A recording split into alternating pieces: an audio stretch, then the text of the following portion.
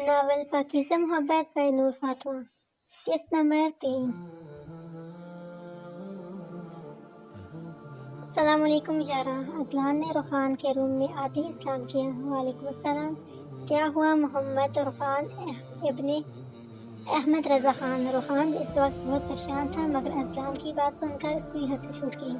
کیا بات ہے؟ آج کس غم نے تمہیں گھیرا ہے؟ بکھری ہوئی زلفیں، اترا ہوا چہرہ ہے۔ یار میری بات سن، روخان نے اذلان کی طرف دیکھ کر کہا۔ ہاں بول۔ اذلان اب سنجیدہ ہو گیا تھا۔ یار مجھے اس کو دیکھنا ہے۔ کس کو؟ اذلان نے چون کر کہا۔ کیونکہ اس نے بات ہی ایسی کہی تھی، ادیبہ سلیمان کو۔ اس نے آہستہ آواز میں ادیبہ کا نام لیا۔ تو پاگل ہو گیا ہے؟ وہ پردہ کرتی ہے۔ یار میں تھوڑی کچھ کہہ رہا ہوں، صرف دیکھنا ہے اسے اور کچھ نہیں۔ تجھے جو کرنا ہے کر، مگر میں اس غلط کام میں تیرا ساتھ نہیں دوں گا۔ وہ باپردہ لڑکی ہے، ایسی لڑکیوں کی طرف نگاہ اٹھتی نہیں، ہوتی ہی چپ جاتی ہے۔ اذلان کے لہجے میں احترام تھا۔ روخان کو بھی شاید اپنی غلطی کا احساس ہو گیا تھا۔ واقعی یار تو صحیح کہہ رہا ہے، سوری میں نہیں دیکھوں گا۔ بس ایسے ہی میں نے سوچا، ایسی لڑکیاں کیسی دکھتی ہیں جو خود کو چھپا کر رکھتی ہیں۔ ادیبہ آپی، اللہ تعالیٰ سے دعا کیسے مانگی جائے؟ حمنہ نے ادیبہ سے پوچھا۔ دیکھو حمنہ، دعا مانگنے کا مطلب یہ نہیں کہ کسی لفظ کو رٹ لیا جائے، بلکہ دعا دل کی آواز کو کہتے ہیں۔ ہاں مگر میں آپ کو ایک طریقہ بتاتی ہوں جس سے اکثر دعائیں قبول ہوتی ہیں۔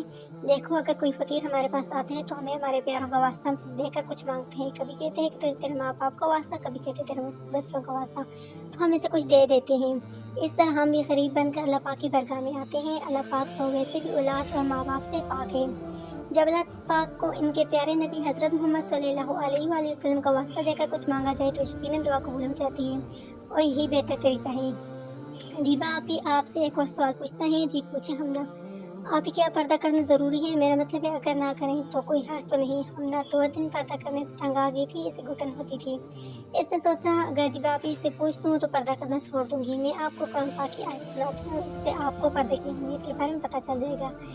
اللہ پاک قرآن پاک میں فرماتے ہیں، اے نبی صلی اللہ علیہ وآلہ وسلم، اپنی بیویوں، بیٹیوں اور تمام مسلم عورتوں سے فرما دیجیے کہ اپنی چادروں کو اپنے منہ کے اوپر ڈال لیا کریں۔ اس طریقے میں اس بات کی توقع ہے کہ وہ پہچان لی جائیں گی، ان کو سکھایا نہیں جائے گا، اور اللہ بہت بخشنے والا مہربان ہے۔ اور ایک اور آیت میں فرمایا کہ اے نبی صلی اللہ علیہ وآلہ وسلم، آپ فرما دیجیے مومن مردوں سے کہ اپنی نگاہیں نیچے رکھیں اور اپنے ستر کی حفاظت کریں، یہ ان کے لیے پاکیزہ رہنے کا طریقہ ہے، اور وہ لوگ جو کچھ کرتے ہیں اللہ پاک ان کی خبر ہوتی ہے۔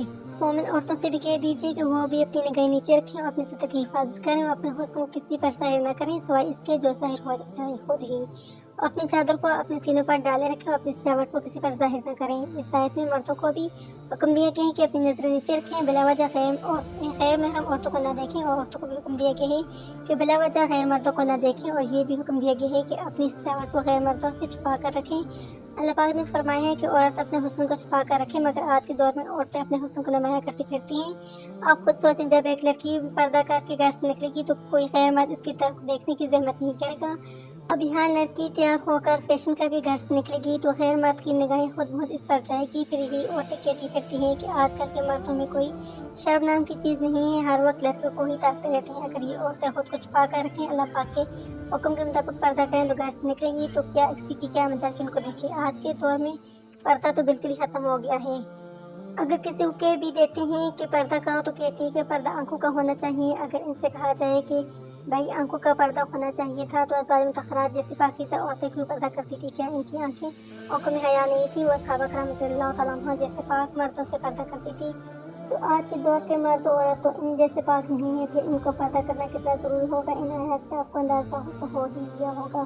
اور پردہ کرنا کتنا ضروری ہے۔ شکریہ ادیبہ بھی، آپ نے مجھے اتنے اچھے سے پردے کے احکام بتا دیے، میں ان آیات پر ضرور عمل کروں گی اور انشاءاللہ کبھی بھی پردہ نہیں چھوڑوں گی۔ حمنہ کی آنکھوں میں آنسو آ گئے، اور سوچتی تھی کہ پردہ کرنا کیا ضروری ہے، بلا وجہ بس حجاب پہننا پڑتا ہے، اور آج احساس ہو گیا پردہ کتنا ضروری ہے۔ فیشن چاہے کتنا بھی خوبصورت لگے، مگر وہ پردے اور شرم و حیا سے زیادہ خوبصورت نہیں ہوتا۔ حمنہ آپ نے کبھی قرآن پاک کو پڑھا ہے؟ جی بہت بار مکمل پڑھا ہے۔ حمنہ حیران تھی کہ یہ کیا سوال ہے، کیا آپ نے کبھی قرآن پاک پڑھتے ہوئے سوچا ہے کہ اس میں کیا لکھا ہے؟ عربی پڑھ کر تو کچھ سمجھ نہیں آتا، بس ایسے ہی پڑھتے رہتے ہیں۔ نہیں، میں نے کبھی نہیں سوچا کہ اس میں کیا لکھا ہے، مگر آپ مجھے میرے سارے سوالوں کے جواب قرآنی آیات سے دیکھیں تو مجھے دلچسپی ہوگی، میں اس کا ترجمہ پڑھوں گی تاکہ مجھے پتہ چلے کہ اس میں کیا لکھے۔ ہم آپ ایک بار ضرور قرآن پاک کا ترجمہ پڑھیں۔ ظاہر ہے اللہ پاک نے بلا وجہ تو قرآن پاک نازل نہیں کیا تاکہ ہم بس عربی پڑھیں اور ہمارے پلے کچھ بھی نہ پڑھیں. ہم عربی نہیں آتی ہے، اس لیے ہمیں قرآن پاک سمجھ نہیں آتا. ہمیں اس کا ترجمہ پڑھنا پڑتا ہے. میں یہ آپ کو ایک کتاب دیتی ہوں، آپ اس میں ضرور پڑھیں. اس میں قرآن پاک کا ترجمہ بہت آسان روپ سے میں لکھا ہوا ہے، آپ کو پڑھنے میں آسانی ہوگی. انشاءاللہ آپ کو آگے سارے سوالوں کا جواب مل جائے گا. پھر کچھ مشکل ہو تو مجھ سے پوچھ لیجیے گا. ادیبہ نے اسے کتاب دیتے ہوئے کہا جزاک اللہ ادیبہ، ابھی میں ضرور پڑھوں گی. حمنہ نے مسکراتے ہوئے کہا اس سے ہی پڑھا ہے، پرانی کتابوں میں حسن محفوظ رہتے ہیں ہمیشہ. حجاب میں امی مجھے آپ سے کچھ ضرور بات کرنی ہے. فاطمہ بیگم کچن میں کام کر رہی تھی. اتنے میں ادیبہ آئی اور کہنے لگی ہاں بیٹا بولو کیا بات کرنی ہے. امی میں سوچ رہی تھی کہ حیا اور اذلان کا رشتہ تو پکا ہو ہی گیا ہے تو آپ ان کا نکاح کرا دیں، مگر بیٹا حیا کے بھی ایگزامس ہونے رہتے ہیں. امی میں نے کون سا رخصتی کرنے کا بول دی ہے، بس نکاح کر دیں. ایک بار نکاح ہو جائے گا تو سنت بھی پوری ہو جائے گی اور حیا کا اذلان خان سے بات کرنا بھی گناہ نہیں ہوگا. اور ویسے بھی ہمارے اسلام میں منگنی کا کوئی روایت ہے. ادیبہ نے فاطمہ بیگم کو سمجھانا چاہا ٹھیک ہے بیٹا میں تمہارے ابو سے بات کرتی ہوں. شکریہ امی. ادیبہ نے مسکراتے ہوئے شکریہ ادا کیا. فاطمہ بیگم نے سلمان صاحب اور سعید بیگم سے بات کی تو وہ بھی خوشی خوشی راضی ہو گئے اور ان دونوں کا نکاح ہو گیا. حمنہ ادیبہ کے روم میں جا رہی تھی کہ تبھی سامنے سے حنین سیڑھیوں سے اتر کر آ رہا تھا. السلام علیکم. حمنہ نے اسے دیکھ کر کہا وعلیکم السلام. حنین اسے پہچان گیا تھا کہ ادیبہ کی دوست ہے. حنین نے ہلکا سا مسکرا کر اسے جانے کی جگہ دی. کیا مسکراتا ہے، اف اس کا ڈمپل. حمنہ سوچتی ہوئی آگے کی طرف بڑھ گئی. السلام علیکم ورحمۃ اللہ وبرکاتہ. اس نے ادیبہ کے کمرے میں آتے اسلام کیا. وعلیکم السلام ورحمۃ اللہ وبرکاتہ. ادیبہ بھی یہ آپ کے لیے. حمنہ نے خوبصورت سا ڈریس ادیبہ کو دیا. اس کی کیا ضرورت تھی حمنہ، آپ بلا وجہ ہی پریشان ہوئی. اس میں پریشانی والی کیا بات، آپ نے تو کل حدیث پاک سنائی تھی کہ تحفہ دینے سے محبت بڑھتی ہے، بس اس لیے. اچھا جزاک اللہ. ادیبہ نے مسکراتے ہوئے کہا اٹس اوکے. حمنہ نے کہا حمنہ جزاک اللہ کا مطلب ہوتا ہے کہ اللہ پاک آپ کو اس کا اچھا بدلہ دے. اس کے جواب میں آمین کہتی ہیں. اوہ سوری مجھے پتہ نہیں تھا. آمین. حمنہ نے کہا اوہ.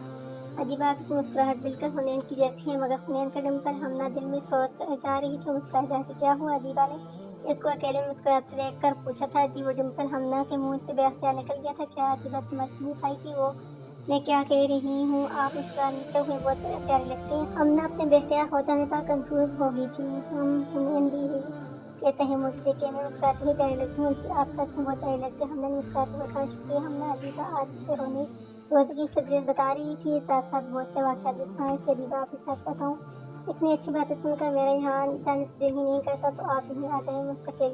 ادیبہ نے محبت سے کہا ارے میں بھی تو یہی چاہتی ہوں. حمنہ نے دل میں سوچا ایسا ممکن کہاں، آپ کا جب دل کیا کرے آپ آ جایا کریں. شکریہ. اللہ حافظ. اللہ وسیلہ اتر رہی تھی. اس کی آنکھیں حنین کو ڈھونڈ رہی تھی، حالانکہ اس نے ابھی پڑھا تھا کہ غیر محرم کو پہلی نظر دیکھنا معاف ہے، مگر بار بار نہیں. اس نے نگاہ نیچے کر لی. دل میں بار بار یہ آ رہا تھا کہ اپنی محنت کے بعد بھی حنین نہیں ریجیکٹ کر دیا تو یہ سوچ کر کہ آنکھوں میں آنسو آ گئے. حمنہ نگاہ نیچے کی ہوئے جا رہی تھی. سامنے سے حنین چوکیدار سے بات کرتا ہوا پلٹا تو حمنہ سے ٹکرا گیا. اوہ آئی ایم سو سوری. حنین ایک دم گھبرا گیا. حمنہ نے نگاہ اوپر کی اور کچھ بولے بغیر وہاں سے آگے بڑھ گئی. سنیے. حنین اس کے پیچھے گیا. کیا ہوا، زیادہ لگ تو نہیں گئی، آپ رو رہی. حنین نے اس کے آنسو دیکھ لیے تھے. جی نہیں. اتنا کہہ کر وہ رکی نہیں، چل گئی. پھر حنین پریشان تھا کہ وہ کیوں رو رہی. چلو بیٹا آج شاپنگ پر چلیں. فاطمہ بیگم نے ادیبہ سے کہا جو ان کے پیر دبا رہی تھی. امی اس وقت بہت دھوپ ہے، شام میں چلیں گے. اس نے اجازت طلب انداز میں کہا ٹھیک ہے بیٹا پھر شام میں چلیں گے. ادیبہ کی عادت تھی جب فارغ ہو جاتی تو اپنی امی کے پاس آ جاتی. کبھی ان کے پیر دباتی تو کبھی سر دبا دیتی تھی. وہ فارغ وقت میں موبائل استعمال نہیں کرتی تھی، بلکہ اپنی امی کی خدمت کرتی تھی اور رشتوں کو موبائل پر ترجیح دیتی تھی. ادیبہ، حیا اور فاطمہ بیگم شاپنگ کرنے آئے تھے. مال پہنچ کر انہوں نے ادیبہ کے لیے عبایا لیا اور اس کے منع کرنے کے باوجود خود جویلری خریدی. کچھ دیر شاپنگ کرنے کے بعد ادیبہ کو چکر آنے لگے. وہ سائیکل پر بیٹھ گئی. وہ دوسری بات کرنے لگی. سامنے روحان اور اذلان بھی شاپنگ کر رہے تھے. انہوں نے حیا اور فاطمہ بیگم کو دیکھا کہ سلام کرنے کے لیے آگے بڑھ گئے. اچانک روحان کی نظر ادیبہ پر پڑ گئی. اس نے مکمل نقاب کیا ہوا تھا. یہ ادیبہ سلمان ہے. اس نے خود سے سوال کیا. ہاں یہی ہے وہ جو اس دن حیا کے ساتھ تھی. اس نے خود کو اس کے پاس جانے سے باز رکھنا چاہا، مگر اس کی آواز سننے کی نیت سے اس کے پاس چلا گیا. اذلان فاطمہ بیگم اور حیا سے باتیں کر رہا تھا. السلام علیکم ادیبہ جی. اس نے ادیبہ کے پاس جاتی اسلام کیا. ادیبہ نے اپنے قریب جانا آواز سنی تو ڈر گئی. نظر اٹھانا بھی چاہا تو نہیں اٹھا پائی. اس نے دل میں اسلام کا جواب دیا. آپ تو کافی دیندار ہیں تو اسلام کا جواب دینا ہم مسلمان پر واجب ہے، یہ بھی پتہ ہوگا. اسلام کا جواب غیر محرم کو تیز آواز میں دینا ضروری نہیں ہے. روحان کے پیچھے سے حیا کی آواز آئی تو وہ مڑا. حیا تم، میں تو ویسے ہی اسلام کرنے آیا تھا. روحان حیا کے آنے پر گھبرا گیا. چلو روحان چلیں۔ اچھا آنٹی ہم چلتے ہیں، پھر ملاقات ہوگی۔ اذلان استعمال سے لے کر باہر نکل گیا۔ اس میں اتنی کیا رہا تھا تو بری بات ہے، ادیبہ سے دور رہا کر اذلان نے غصے سے کہا یار میں تو بس سلام ہی کیا تھا، اتنی کیا بڑی بات ہے۔ وہ اپنی غلطی ماننے کو تیار نہیں تھا۔ دوسری 1000 لڑکے ہیں تو ان سے بات کر لے کر کیوں اس سال لڑکی کے پیچھے پڑا ہے۔ اچھا تو ایک بات بتا، تو نے اس کی طرف دیکھا؟ اذلان نے منہ سے ہٹ کر بات کی، نہیں اچھا نہیں لگ رہا تھا مجھے۔ نہیں لگ رہا تھا وہ بات الگ ہے، مگر روحان جب تک ایک اور خود نہ چاہے تب تک کوئی مرد اپنے حدود پار نہیں کر سکتا۔ اور دوسری بات وہ اتنی پاکیزہ ہے، اس نے خود کو اچھے سے کور کر رکھا ہے، اس پر نگاہ نہیں اٹھتی بلکہ جھک جاتی ہے۔ واقعی یا تو صحیح کہہ رہا ہے، مجھے ایسا نہیں کرنا چاہیے تھا۔ وہ واقعی شرمندہ تھا۔ روحان گھر پر آیا تھا تب سے بے سکون تھا، اس کا دل بار بار اس ادیبہ کو دیکھنے کے لیے اکسا رہا تھا۔ وہ باہر بالکونی میں آ گیا اور سگریٹ پینے لگا کہ شاید اس کو سکون مل جائے۔ وہ لڑکی کیوں میرے ذہن پر سوار ہو گئی؟ وہ سگریٹ پہ کش لگاتا ہوا خود سے سوال کر رہا تھا، ایسا بھی کیا ہے اس میں جو وہ خود کو اتنا کور کر کے رکھتی ہے؟ روحان کو ابھی تک یہ بات کھٹک رہی تھی کہ کوئی اس زمانے میں بھی اتنا باپردہ ہو سکتے ہیں، کیونکہ وہ جس سوسائٹی میں پلا بڑا تھا وہاں کی لڑکیاں بہت زیادہ ماڈرن تھی۔ اسے ادیبہ کا پردے میں رہنا اسے عجیب لگ رہا تھا۔ اب اس کا صبر جواب دے گیا تھا۔ وہ کمرے میں آیا، اپنی جیکٹ اور موبائل اٹھایا اور گھر سے باہر نکل گیا۔ رات کے 2 بج رہے تھے۔ سنہا مرغہ اس کے بالکن تھا، چپ چاپ سویا ہوا تھا۔ اس نے اس بات پر پردہ اٹھا کر دیوار سے چھلانگ لگائی اور جس کھڑکی سے اسے ادیبہ نظر آئی تھی اس کے نیچے جا کر کھڑا ہو گیا۔ یہ تو اوپر ہے، اب کیسے چڑھوں؟ وہ دل میں سوچ رہا تھا کہ اسے سائیڈ میں ایک پائپ نظر آیا جو کہ دیوار کے ساتھ لگا ہوا تھا۔ وہ پائپ کی مدد سے کھڑکی تک پہنچ گیا تھا۔ کھڑکی نیم وا تھی، آدھی کھلی ہوئی تھی۔ روحان نے اندر جھانکا، ادیبہ چاچی نماز پڑھ رہی تھی۔ ادیبہ کی پیٹھ اس کی طرف تھی۔ یا ذرا سا پلٹ جاؤ دیکھ لوں تھوڑا سا، اسے ڈر تھا کہ کہیں کوئی آ نہ جائے۔ ادیبہ نے جیسے اسلام پھیرا، روحان کو اس کا آدھا چہرہ نظر آیا۔ وہ حیران ہو گیا، اس کا چہرہ دیکھ کر اتنا حسین خوبصورت، اتنی خوبصورت آنکھیں جن میں اللہ کی چمک تھی، شفاف اور گورا رنگ، گلابی کھلتے ہوئے ہونٹ، اس کے چہرے پر نور ہی نور تھا۔ کیا حسن تھا کہ آنکھوں سے دیکھا 1000 بار پھر بھی نظر کو حیرت ڈھک رہ گئی۔ روحان اس کو دیکھتا ہوا کہیں کھو گیا تھا۔